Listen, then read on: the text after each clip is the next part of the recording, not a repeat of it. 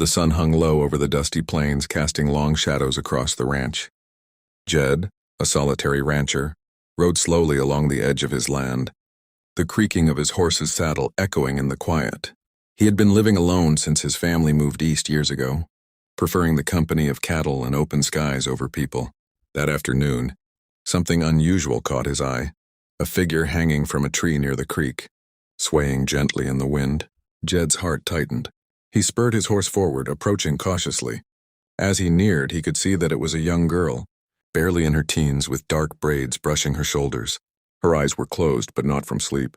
There was a haunting stillness to her posture. Around her neck hung a crude sign, carved in shaky letters, "White man don't forgive." Jed felt a knot of confusion and sorrow.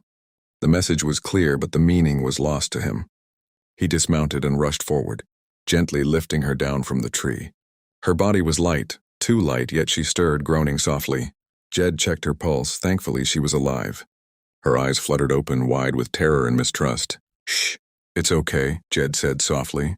"You're safe now."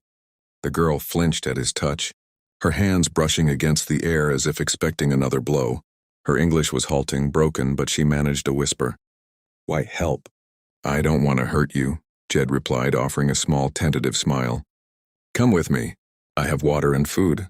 She hesitated, glancing at the tree behind her, where the sign still swung in the breeze.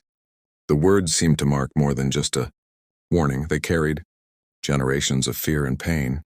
She nodded slowly, letting him lead her to the ranch house, her small fingers clutching his hand briefly before pulling away. Inside, Jed set her down and offered a cup of water. She drank quickly, trembling.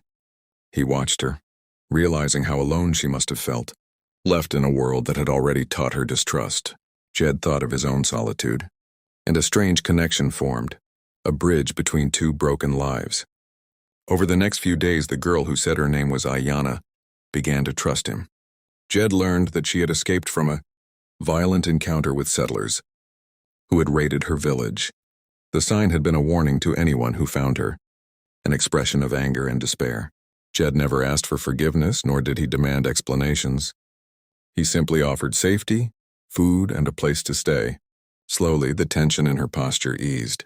At night, she would sit by the fireplace, braids falling over her shoulders, listening to the wind whistle across the plains.